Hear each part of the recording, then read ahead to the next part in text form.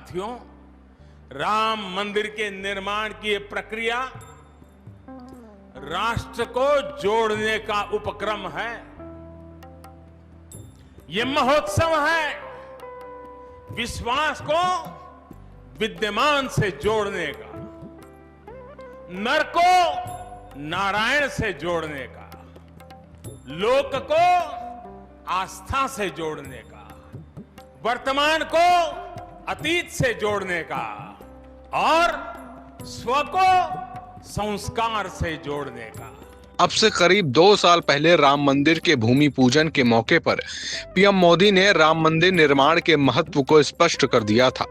वास्तव में राम मंदिर का निर्माण राष्ट्र को जोड़ने का उपक्रम है।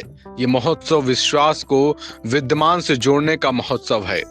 इससे नर नारायण से जुड़ेंगे और लोक आस्था से जुड़ेगा। यही नहीं, वर्तमान अतीत से जुड़ेगा, साथ ही स्वयं को संस्कार से जोड़ा जा सकेगा। अब 2 साल बाद देश का स्वप्न सच होने के करीब है और राम मंदिर की प्राण प्रतिष्ठा का समय भी तय हो चुका है। जनवरी 2024 में तय समय सीमा में मंदिर की प्राण प्रतिष्ठा का अनुष्ठान हो सके, इसके लिए काम तेजी से चल रहा है और अब इसे और गति देने के लिए कार्यबल को लगभग दोगुना कर दिया गया है। राम मंदिर निर्माण में बढ़ाए गए मजदूर, 700 मजदूर और कारीगर बढ़ाए गए।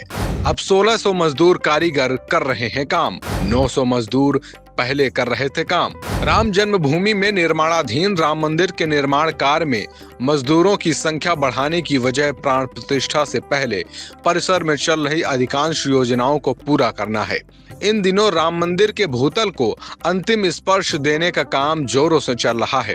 जनवरी 2024 में भव्य गर्भगृह में रामलला की प्राण प्रतिष्ठा प्रस्तावित है। इससे पहले भूतल के सभी काम और यात्री सुविधाओं से संबंधित योजनाएं पूरी करने की तैयारी है। परिसर में आने वाले श्रद्धालुओं को मंदिर तक जाने में कोई असुविधा न हो, इसके लिए निर्माण के कार्य में तेजी लाने के लिए एलएनडीटी ने अपने वर्कर्स की संख्या को लगभग दोगुना कर दिया है। कार्यबल बढ़ाने के साथ ही वर्क मैनेजमेंट पर खास ध्यान रखा जा रहा है। 3 शिफ्टों में किया जा रहा है काम। सुबह 8 से 12 तक चल रही है पहली शिफ्ट, दोपहर 1 से शाम 5 बजे तक दूसरी शिफ्ट, शाम 7 से रात 11 बजे तक तीसरी शिफ्ट। राम मंदिर निर्माण में बढ़ाए गए मजदूरों के लिए भी खास प्रबंध किए गए हैं। अयोध्या में अलग अलग स्थानों पर मजदूरों के रहने की व्यवस्था बनाई गई है। मुख्य रूप से राम जन्मभूमि परिसर के निकट रामकोट क्षेत्र में ही इनके रुकने का इंतजाम किया गया है। हालांकि इस स्थान पर पहले 500 वर्करों के ठहरने के लिए अस्थायी निर्माण कराया गया था, जिसके बाद वर्करों की संख्या को बढ़ाने के साथ ही ठहरने की सुविधाओं में भी इजाफा किया गया है। अयोध्या के रामघाट और मीरापुर डेरा बीवी के क्षेत्र में भी कुछ भवनों को मजदूरों के लिए आरक्षित किया गया है। राम जन्मभूमि परिसर में मंदिर निर्माण के चलते अन्य कई योजनाओं पर काम चल रहा है। भूतल के स्तंभों में जहां मूर्तियां बनाने में कारीगर जुटे हैं, वहीं प्रथम तल के स्तंभों को लगाने का भी काम शुरू कर दिया गया है। इसके लिए परिसर में परकोटा, बिजली केंद्र और यात्री सुविधा केंद्र का भी निर्माण कराया जा रहा है। वाटर प्लांट, रिटेनिंग वॉल निर्माण में भी मजदूर जुटे हैं।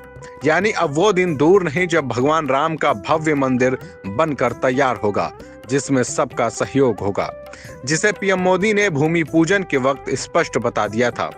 इस मंदिर के साथ सिर्फ नया इतिहास ही नहीं रचा जा रहा है, बल्कि इतिहास खुद को दोहरा भी रहा है। जिस तरह गिलहरी से लेकर वानर और केवट से लेकर वनवासी बंधुओं को भगवान राम के विजय का माध्यम बनने का सौभाग्य मिला, जिस तरह छोटे छोटे ग्वालों ने भगवान श्री कृष्ण द्वारा गोवर्धन पर्वत उठाने में बड़ी भूमिका निभाई, जिस तरह मावड़े छत्रपति वीर शिवाजी की स्वराज स्थापना के निमित्त बने, जिस तरह गरीब, पिछड़े, विदेशी आक्रांताओं के साथ लड़ाई में महाराजा सुहेल देव के संबल बने। जिस तरह दलितों, पिछड़ों, आदिवासियों, समाज के हर वर्ग ने आजादी की लड़ाई में गांधी जी को सहयोग दिया, उसी तरह आज देश भर के लोगों के सहयोग से राम मंदिर निर्माण का ये पुण्य कार्य प्रारंभ हुआ है। अब जब राम मंदिर अपने अस्तित्व में आएगा तो पूरे विश्व के लिए एक बड़ा संदेश होगा। पीएम मोदी ने मंदिर के भूमि पूजन के मौके पर यह बात भी स्पष्ट बता दी थी। ये न भूतो न भविष्यति है।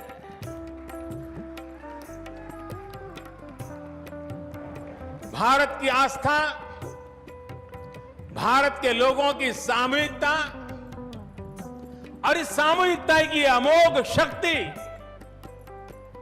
पूरी दुनिया के लिए अध्ययन का विषय है, शोध का विषय है। अब राम मंदिर के निर्माण कार्य को फाइनल टच दिया जा रहा है।